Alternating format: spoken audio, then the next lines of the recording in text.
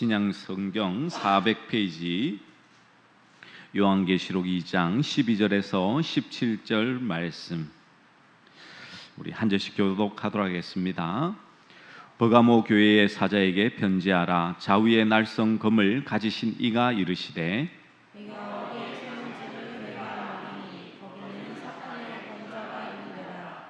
내가 내 이름을 굳게 잡아서 내 충성된 종이 안디라가 너희가 오늘 곧 사탄이 사는 곳에서 죽임을 당할 때에도 나를 믿는 이름을 적어 있지 아니하였도다. 그러나 내게 두어 가지 책망할 것이 있나니 거기 내게 발람의 교훈을 지키는 자들이 있도다. 발람이 발락을 가르쳐 이스라엘 자손 앞에 걸림돌을 놓아 우상의 제물을 먹게 하였고 또 행음하게 하였느니라. 이와 같이 내게도 이홀라의 교훈을 지키는 자들이 있도다. 그러므로 회개하라. 그리하지 아니하면 내가 내게 속히 가서 내 입의 검으로 그들과 싸우리라. 귀 있는 자는 성령이 교회들에게 하시는 말씀을 들을지어다. 이기는 그에게는 내가 감추었던 만나를 주고 또 흰 돌을 줄 터인데 그 돌 위에 새 이름을 기록한 것이 있나니 받는 자 밖에는 그 이름을 알 사람이 없느니라. 아멘. 우리가 지금 이 건강한 교회 세우기 이 시리즈로 세 번째 말씀을 듣고 있습니다.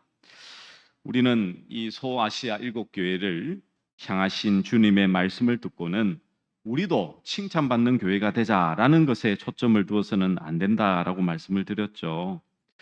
칭찬받는 것과 책망받는 것에 거기에 관심을 두고 어느 교회는 이러니까 참 좋은 교회고 저런 교회는 저게 안 좋은 교회다라고 평가해서는 안 되겠죠. 그 당시에 교회를 향하신 하나님의 말씀이었고요. 지금 이 시대를 살고 있는 우리들에게는 그러면 우리가 성도로서 하나님 앞에서 어떻게 살아가야 될지를 분명히 깨달아 알아야 되겠죠. 오늘 설교의 제목은요, 나는 어디 소속인가라는 제목입니다.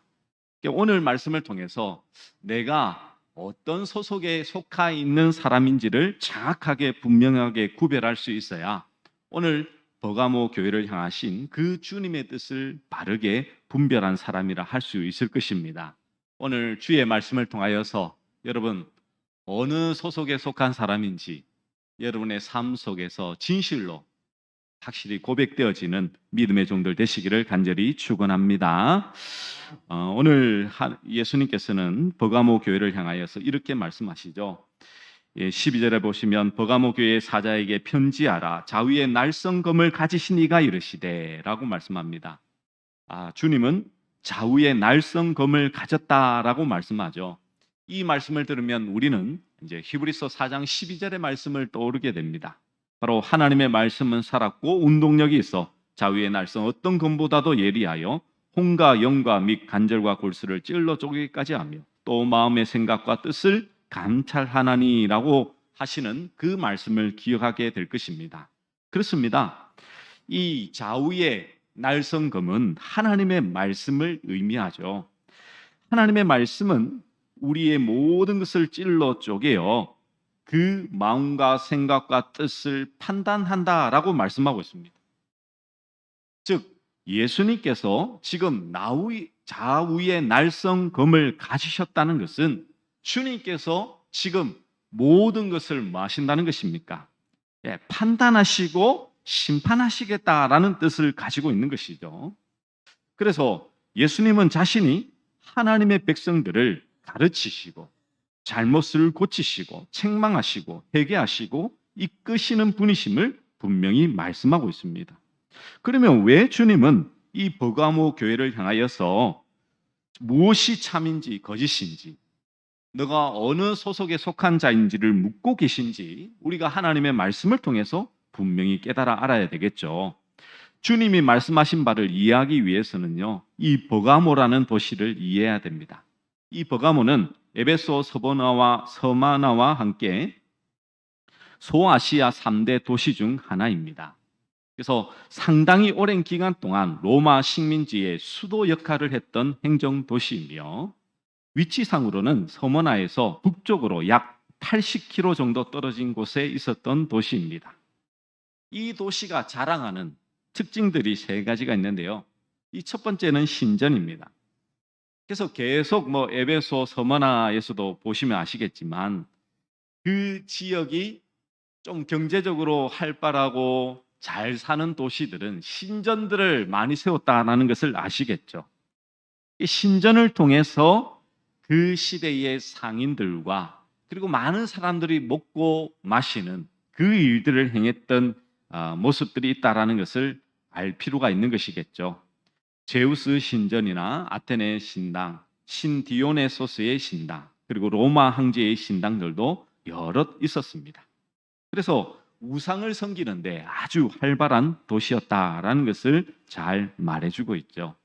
그리고 두 번째는요, 이 도시가 이제 특징 중에 하나가 뭐냐면 소아시아에서 가장 병을 잘 고치는 장소로 이름나 있었던 아스클레피온이라는 병원과 그리고 갈렌이라는 의사가 있었습니다. 그래서 히포크라테스 다음으로 유명했던 것이 바로 이 갈렌이라는 의사였습니다. 이 버가모에 이런 아주 유명한 병원과 유명한 의사가 있다 보니까 얼마나 자랑스럽게 여겼겠습니까? 그런데 이곳에서 병을 고치기 위해서는 치유의 신으로 알려진 아스클레피온이라는 신을 숭배하고 서약을 해야지만 병원에서 병을 고칠 수가 있게 된 것입니다. 사람들의 그 마음을, 병을 고치고자 하는 마음을 가지고 우상 숭배를 하게끔 만들었던 도시였다는 것이죠. 세 번째는 이 버가모에는 20만 건의 장서를 보유하고 있었던 대규모 도서관이 있었습니다. 자신들은 문화인이고 지식인이다라는 사실을 아주 자랑스럽게 여겼겠죠. 그런데 여기에 있는 대부분의 책들은 이 신화적인 책들, 즉 하나님과는 전혀 다른 우상들을 말하는 신들이 많아서 사람들의 정신을 혼미하게 하고 타락하게끔 만든 책들이 많이 있었던 것이죠. 이런 지역이다 보니 예수님은 이 지역에 대해서 어떻게 말씀하십니까? 13절에 보시면 내가 어디에 사는지를 내가 아노니 거기는 사탄의 건자가 있는 데라. 그러니까 지금 우상의 도시고 병을 고치려고 해도 책을 보려고 해도 하나님의 말씀이나 하나님을 알아가기에는 도저히 불가능한 사탄의 건자가 있는 아주 우상이 득실득실하는 그런 곳이 바로 이 보가모 지역이었다는 것이죠. 그런데 그 가운데서 칭찬받을 만한 것이 있습니다. 그게 뭐냐면 내가 내 이름을 굳게 잡아서 내 충성된 증인 안디바가 너희 가운데 곧 사탄이 사는 곳에서 죽임을 당할 때에도 나를 믿는 믿음을 저버리지 아니하였도다라고 말씀하고 있죠. 이 안디바라는 사람은요, 이 초대 교부 중에 한 명으로서 정말 주의 복음을 위하여서 헌신된 사람이었습니다. 아마도 이 버가모 지역에서 이 순교를 당하는 그 당시에 어떻습니까? 그래도 이 안디바가 죽음을 봄에도 불구하고 결코 이 신앙을 저버리지 않았다는 것이죠. 이 안디바는 이 역사서를 보면 하형을 이렇게 당했다라고 되어 있습니다. 사람들이 많이 보는 그곳에서 이 가이사를 신이라고 주라고 고백하라고 말을 하라고 했는데 그는 예수님이 오직 주이시다라고 말하면서 하형을 당하여 죽게 된 것이죠. 여러분, 내가 보는 데에서 누군가 순교를 당한다면 순간적으로 그 신앙을 지키기란 결코 쉽지 않을 것입니다. 그럼에도 불구하고 이 버가모 교회는요, 믿음을 저버리지 않고 굳세게 그 믿음을 지켜 나갔음을 예수님은 칭찬하고 있는 것이죠. 그런데 이 버가모 교회에도 주님이 책망할 것이 있다라고 말씀하고 있습니다. 그게 뭐냐면 바로 14절과 15절에 등장하는 것들을 책망하는 것이죠. 예수님께서 책망을 하신다고 말씀하시면서 두어 가지 책망할 것이 있다라고 말하니 우리는 두 가지나 세 가지 정도의 책망할 거리가 있다라고 생각하시겠지만 이것은 이 수고라고 생각하시면 됩니다. 이게 뭐냐면 구체적인 숫자를 뜻하는 것이 아니라 약간의 그리고 적은 작은 뜻을 지닌 수식어라고 생각하면 됩니다. 버가모 교회에 작은 문제가 있다는 거예요. 그 문제가 뭐냐면 바로 이제 발람의 교훈을 지키는 자들이 있다는 것입니다. 여러분, 우리가 이제 발람이라는 이 선지자를 여러분 잘 아시죠? 이 민수기 22장에서 24장까지 등장하는 것이 이 발람입니다. 이 발람의 선지자는 아주 그 당시에 모압 지방의 아주 유명한 선지자였던 것 같아요. 그런데 이스라엘 백성들이 모세와 함께 가나안 지역을 가면서 이방 민족들을 하나하나 치면서 나갔습니다. 근데 가만히 보니까 이 모압도 너무 걱정이 되는 거예요. 가만히 두어서는 이 모압도 이스라엘에 와서 칠 것 같습니다. 그래서 모압 왕이었던 발락이 발람에게 이야기해서는 이 발람에게 좀 신께 빌어서 이 이스라엘을 좀 저주케 해라. 이스라엘이 저주받으면 우리나라를 치지 못할 것 아니냐. 그렇게 이제 돈을 주고는 요청을 합니다. 이 발람이 하나님께 이제 질문을 하죠. 그리고는 이제 저주를 하려고 하는데 하나님께서 이 발람의 입을 완전히 막으십니다. 그러면서 3번을 저주가 아닌 축복을 하게 되죠. 근데 우리는 이제 여기에서 끝이 났다라고 생각합니다. 발람이 이스라엘을 축복하고 끝이 났구나 생각하지만 그렇지 않습니다. 오늘 요한계시록에도 분명히 말씀하고 있죠. 14절에 보시면 어떤 말씀이 나오냐면 발람이 발락을 가르쳐 이스라엘 자손 앞에 걸림돌을 놓아 우상의 제물을 먹게 하였고 또 행음하게 하였느니라 라고 말씀하고 있습니다. 이 부분이 어디에 등장하냐면요, 바로 민수기 25장 1절에서 3절에 등장합니다. 자, 우리 함께 한번 말씀 앞에 화면이 있죠? 네, 우리 한번 같이 한번 읽어보도록 하겠습니다. 시작. 이스라엘이 시딤에 머물러 있더니 그 백성이 모압 여자들과 문민아들을 시작하니라. 그 여자들이 자기 신들에게 제사할 때에 이스라엘 백성을 처함에 백성이 먹고 그들의 신들에게 절함으로 이스라엘이 바알볼에게 가담한지라. 여호와께서 이스라엘에게 진노하시니라. 아멘. 여러분, 이스라엘 백성들이 25장에 와서 모압 여자들과 음행을 하기 시작합니다. 하나님께서 그것을 보고는 음행만 하고 끝이 나면 되는데 그게 아니고 이 여인들이 자기 신들에게 제사할 때에 이스라엘 백성들을 청해서 그들에게 신들에게 절하게 만들어버리죠. 그러니까 우상을 섬기게 만들더라는 것입니다. 이 일로 인해서 하나님께서 연병을 보내어서 24,000명을 죽이게 됩니다. 이게 부월에서 일어난 사건이죠. 근데 이 일이 왜 일어났을까요? 바로 민수기 31장 16절에 보면 여기에 대해서 분명히 말씀하고 있습니다. 우리 화면에 보이시죠? 민수기 31장 16절 말씀 우리 함께 읽도록 하겠습니다. 시작. 보라, 이들이 발람의 꾀를 따라 이스라엘 자손을 부올의 사건에서 여호와 앞에 범죄하게 하여 여호와의 회정 가운데에 연병이 일어나게 하였느니라. 아멘. 지금 보십시오. 이스라엘을 깨웠던 자가 누구라고요? 바로 발람이었습니다. 발람. 그러니까 발람이 하나님의 그 역사로 말미암아서 저주할 것을 축복하고 난 다음 그냥 끝이 낸 게 아니에요. 깨를 내어서는 어떻게 하냐면 발락에게 이스라엘 백성들을 무너뜨릴 묘락을 가르쳐 준 거예요. 그게 뭐라고요? 모압 여성들을 풀어라. 보내라. 그래서 음행하게 해라. 그러면 그들이 무너지게 될 것이다.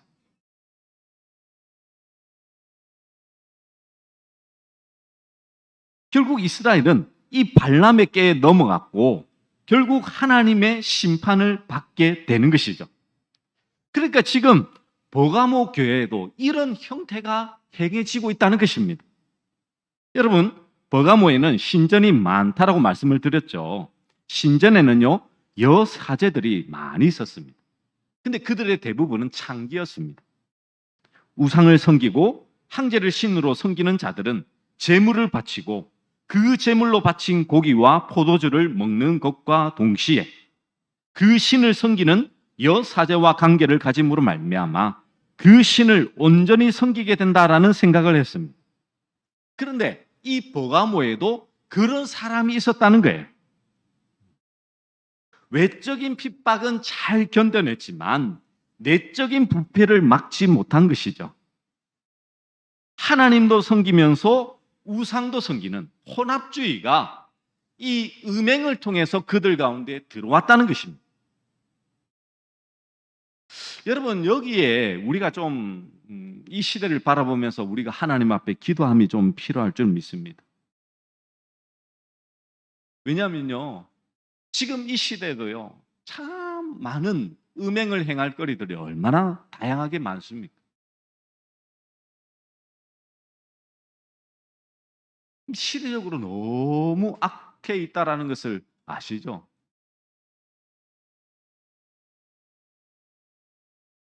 뭐 대구에서 지금 퀴어 축제가 뭐 벌어지고 있는데 대구뿐만 아니죠. 전 지역으로 지금 동성애가 얼마나 많이 이 판을 치고 있습니까? 그리고 한국 땅에 지금 마약과 그리고 여러 가지 뭡니까? 참 타락한 이 모습들이 한국 땅에 얼마나 지금 많이 젖어들어 있는지 모르죠. 그런데 우리가 이 가운데서 우리의 신앙으로 이것을 순결히 지키지 못한다면요, 우리는 이 버가모 교회와 똑같은 그 모습을 행하는 자가 되는 것이죠. 하나님을 섬긴다고 한다면 우리의 영육이 하나님 앞에서 거룩함으로 서야 될 줄 믿습니다.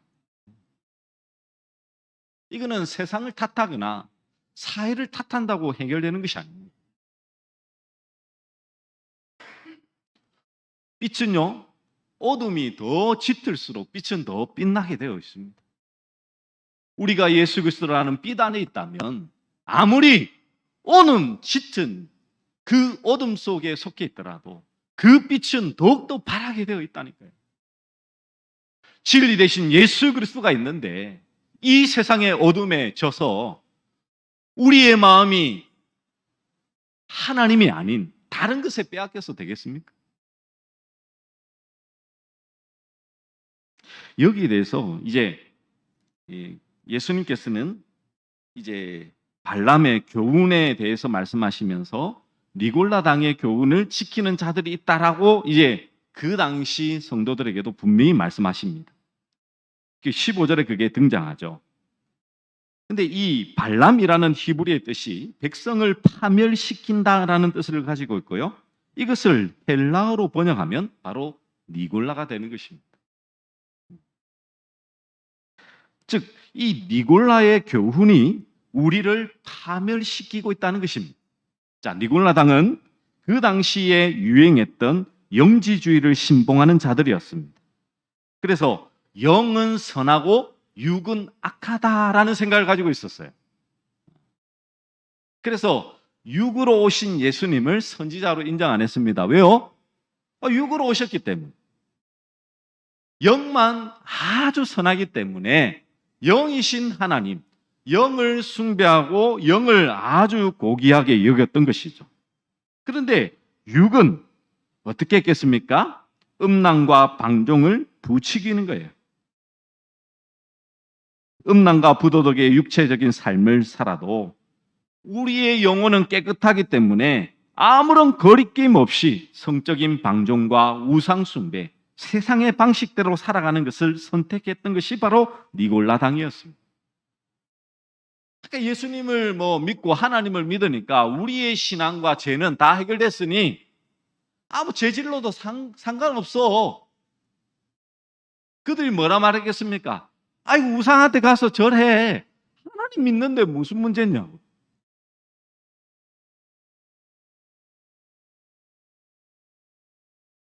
육은 악한 것이기에 하나님의 아들 예수님이 육신의 몸을 입고 이 땅에 오실 수 없다라고 주장하면서 그냥 너희 마음대로 살아라는 것입니다.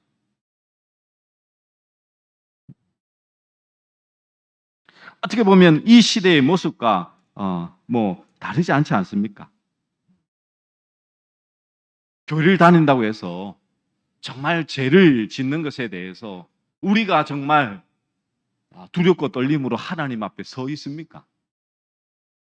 흔히들 말하들 이 교회 다니는 사람이 더하다고 교회를 다녀도 세상 사람들이 짓는 죄들과 별반 다를 것 없이 짓는 것이 이 교회 성도들의 모습이지 않습니까? 그러나 여러분 잊지 마십시오. 주님은 여기에 대해서 분명히 무엇을 명령하시냐면 16절에 보시면 그러므로 회개하라. 그러므로 회개하라. 너희가 지금 니골라당 이 발람의 교훈을 가지고 세상의 음란함과 그 세상의 우상을 가지고 너희가 속에 붙들고 있지만 그것 가운데서 회개하지 아니하면 어떻게 하신답니까? 내게 속히 가서 내 입의 검으로 그들과 뭐 한다고요? 싸우신답니다. 싸우신다.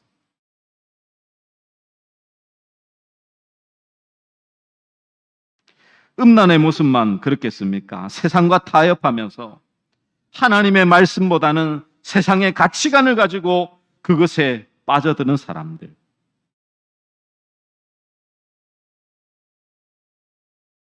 하나님의 말씀보다는 세상의 원칙과 원리대로 살고자 하는 그 마음은요, 어떻게 보면 이 시대의 니골라당이라고 할 수 있지 않겠습니까?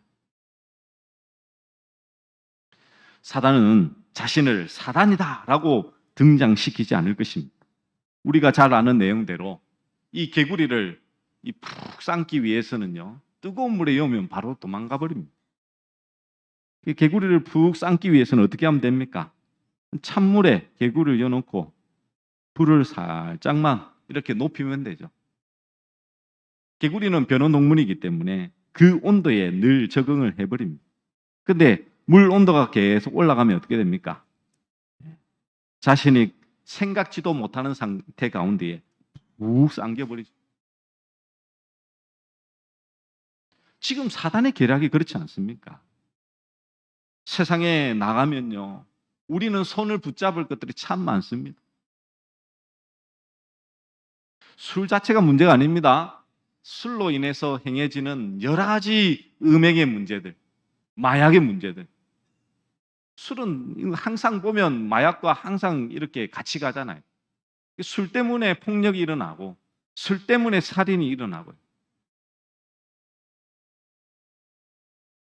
여러 가지 우리가 볼 때에 우리 자신의 그 신앙을 지키기란 이 세상에서는 너무 힘들고 어려운 것이 이 시대의 모습이지 않습니까?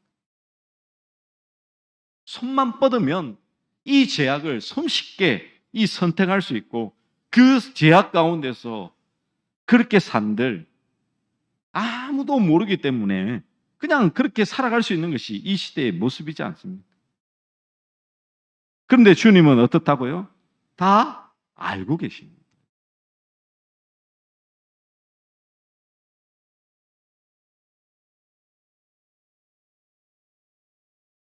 우리는 기억할 것이 있습니다. 이 하나님께서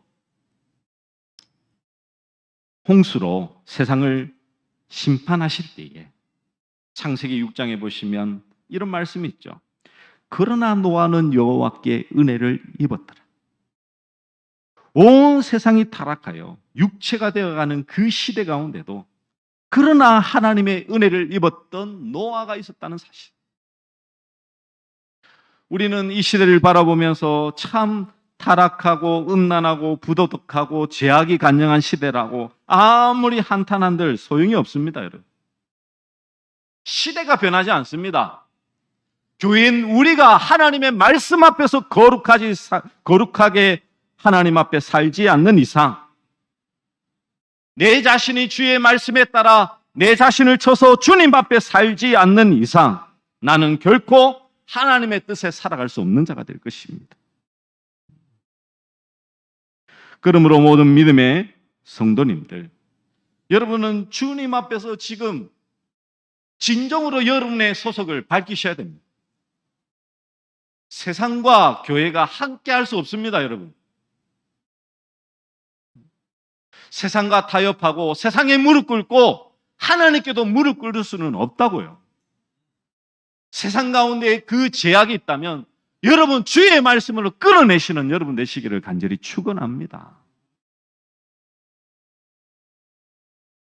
나 말고 세상에 100사람이 다 그런다 할지라도 내가 주의 말씀을 따를 때 주님의 역사는, 주님의 능력은 내 삶 가운데 나타나게 되어 있는 것이죠.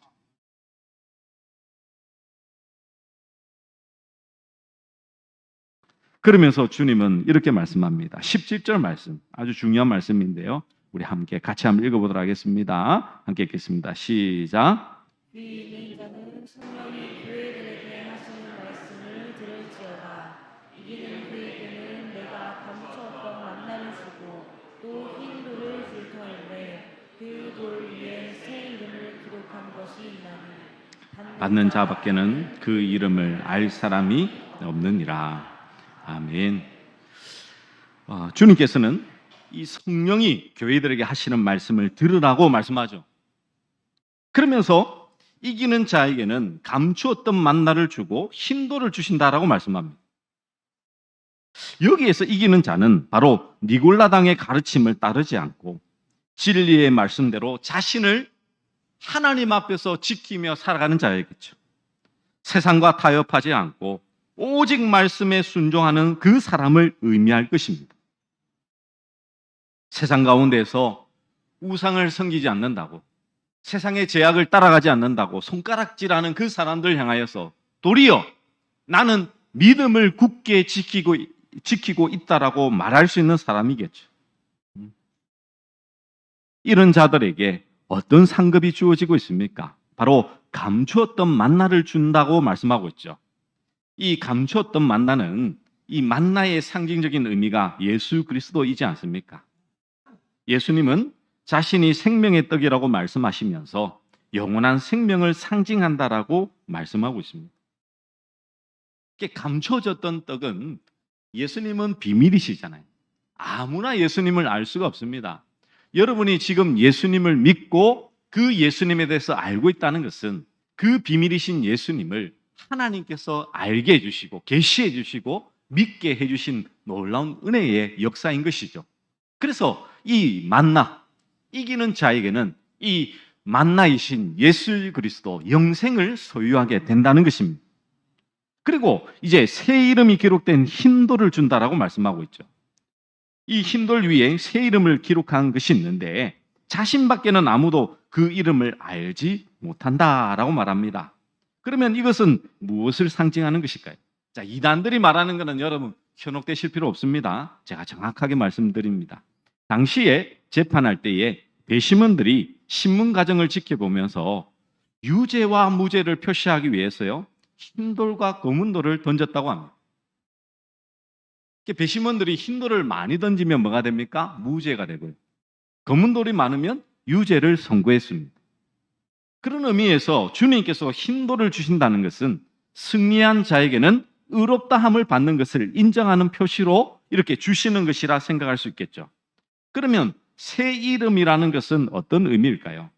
여러분, 하나님께서는 그가 신앙인으로 거듭날 때에 항상 새 이름을 주셨지 않습니까?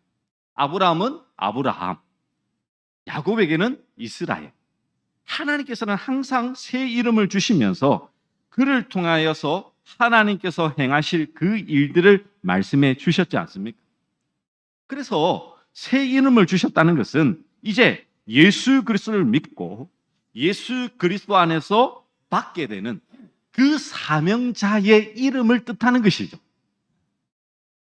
내가 예수님을 믿고 내 주님이 주시는 그 사명자로 살아가는 것을 내가 받게 된다는 것입니다. 그래서 이것은 흰돌을 주신다는 것은 어떻게 보면요, 다른 게 아닙니다. 연회장에 들어갈 때에 초대장으로 흰돌을 사용했다고도 이렇게 알려져 있거든요. 그러다 보니 신앙의 정절을 지킨 승리자들에게 하나님께서 준비해 놓으신 천국 장치에 들어갈 수 있는 초대장으로 볼 수 있는 것이죠. 힌돌은 정결한 것, 의로운 것인데 거기에 새 이름이 적힌 거예요. 내가 예수님을 믿기 전에 옛사람은 없어지고 새 사람의 이름이 적힌 거예요. 그러면 천국에 초대받고 가는 것이잖아. 감춰졌던 만나. 그리고 흰돌의 새 이름을 통해서 이제는 천국 백성, 하나님의 나라에 들어가게 된 자라는 것을 의미하고 있는 것이죠. 하나님의 자녀로서 영원한 천국 잔치에 참여하는 자격을 얻었다라는 것을 이제 말씀하고 있는 것입니다. 내가 하나님께 속한 자로서, 내가 이 참 죄악이 간영한 이 시대를 살고 있지만 내가 하나님에 속한 자로서 그 믿음을 지키며 살아갈 때에 예수 그리스도 그 영생을 가지고 나는 영원한 천국을 소망하며 그 천국 잔치에 참여한 자로서 살아갈 수 있는 그 은혜와 능력을 우리에게 부어주시겠다라고 주님은 말씀하고 있는 것이죠. 우리가 살고 있는 이 시대는요, 버가모와 아주 비슷한 시대라고 말할 수 있습니다. 왜 그렇습니까? 교회를 다닌다고 신앙을 지킨다고 하면요, 세상에는 조롱거리밖에 안 됩니다. 그렇지 않습니까? 세상 사람들이 다 죄를 짓고 있는데 그 죄에 동참 안 하면요, 시대에 뒤떨어진 것 같고 다른 사람에게 뒤처지는 것 같은 것이 우리들의 이 지금 시대적인 모습이다. 더 많은 죄를 행하고 더 큰 힘을 발휘해서 다른 사람을 눌려서 이기는 것이 시대적인 모습이지 않습니까? 시대적 상황 속에서 여러분 결코 무릎을 꿇지 마시고 오직 하나님께만 무릎 꿇으시오.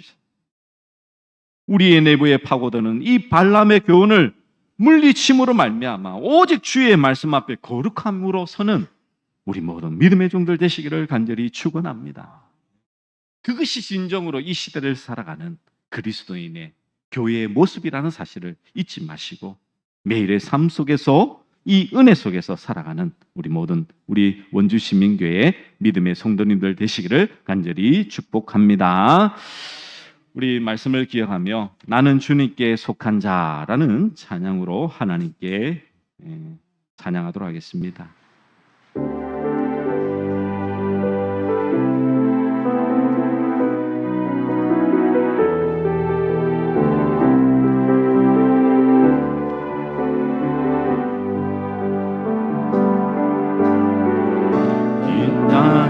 내 삶이 비록 버겁더라도 주님의 선하심 나 믿으며 가리. 이 작은 작동에 주가 이뤄가시니 감사로 사는 삶 나 살기 원하네. 내 삶의 시간 속에 주 일하시네. 내 모든 여정 속에 함께 하시네. 깊고도 크신 주의 영광을 나 보리라. 위대하신 주 나는 주님께 속한 자네요. 주의 나라 위해 전심으로 살리라. 주의 마음에 합한 자네요. 맡기신 소명 이루 나는 주님께